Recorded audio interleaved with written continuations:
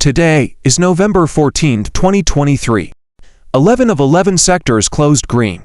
Real estate led, and healthcare lagged.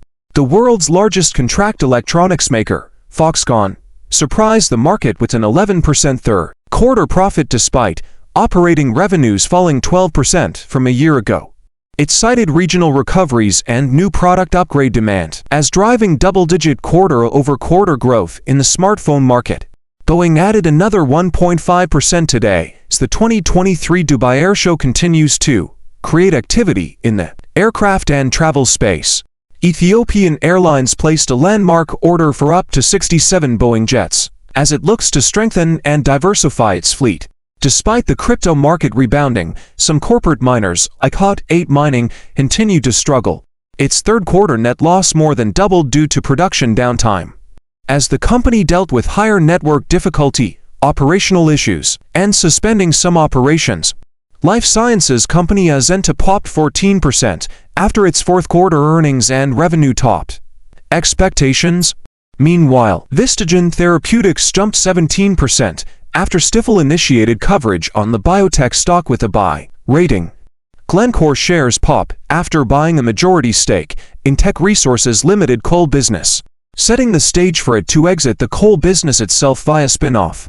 And Snap shares jumped 8% from reports that Amazon will allow people to buy products advertised on the social platform. The Fed's hawkish tone toward interest rates and inflation kept a lid on the market. However, today's Consumer Price Index CPI data renewed bulls' hope that we could avoid a higher-for-longer situation after all. October's headline Consumer Price Index CPI was unchanged month-over-month and rose 3.2% year-over-year, below expectations for a 0.1% and 3.3% increase. That was also down from September's 0.4% month-over-month rise. Excluding food and energy prices, core consumer prices rose 0.2% month-over-month and 4.0% year-over-year. That was below the 0.3% and 4.1% increases expected by Wall Street. A key index component, shelter prices, rose just half its 0.6% pace in September, bringing its year-over-year increase to 6.7%. Wall Street economists have been saying since last year that shelter prices would eventually come down due to the long lag in how it's factored into the CPI data. With October's reading, market participants are hopeful that this key metric has finally turned a corner. While this one reading is unlikely to change the Fed's hawkish tone, it did cause the market to increase its expectations of a rate cut in late 2024. As we've seen in previous periods, when market positioning is skewed to the downside, even marginal improvements in the data are enough to spark sharp market moves.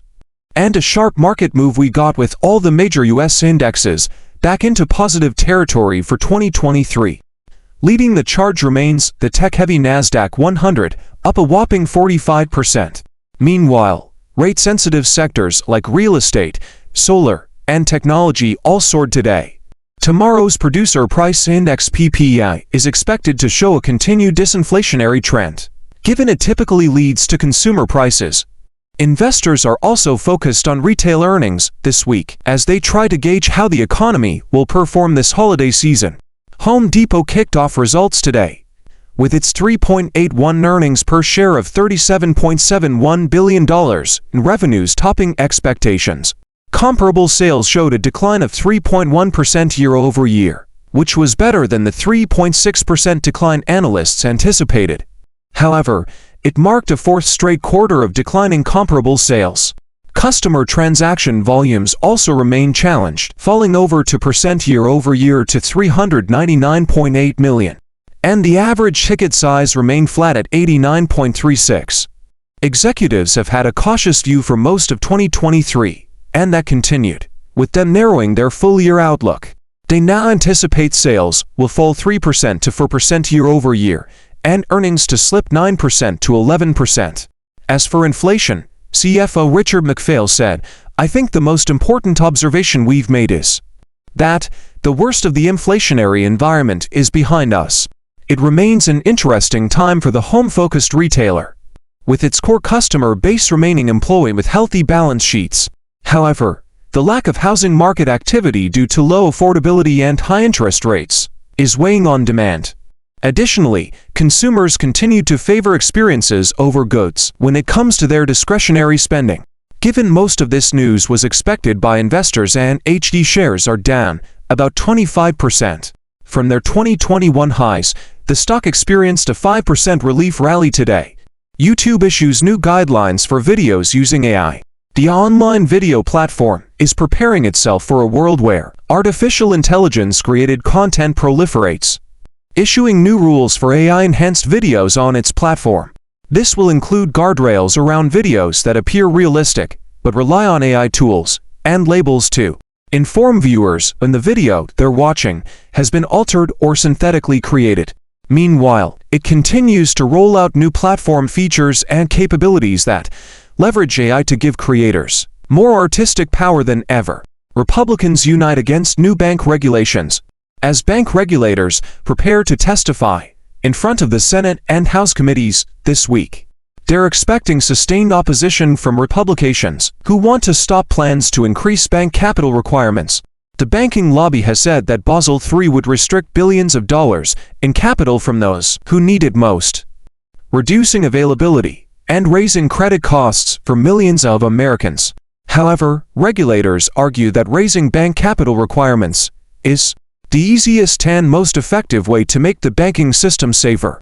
Airbnb acquires a secretive new AI startup for around $200 million. The online rental marketplace has acquired GamePlanner AI, whose co-founders were behind separate firms focused on AI assistants that Apple and Samsung acquired.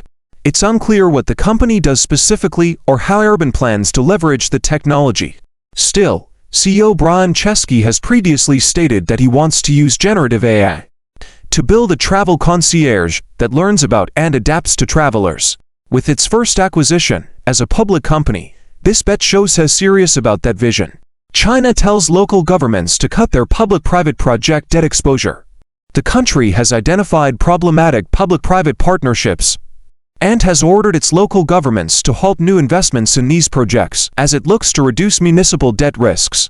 Local government debt has soared to 76% of China's 2022 economic output, up from 62.2% in 2019. Given its economy's recent issues, the State Council is looking to reform the public-private partnership PPP model for the first time since its launch in 2014. Rivian signs an agreement to build a Georgia electric vehicle factory. The electric vehicle maker has signed agreements with the state of Georgia to rent land and machinery to operate the plant in exchange for $300 million in property tax payments. The new $5 billion plant, initially announced in late 2021, will employ more than 7,500 workers and build 400,000 vehicles a year once fully operational. Additionally, the company announced plans to raise nearly $15 billion in debt for its expansion efforts.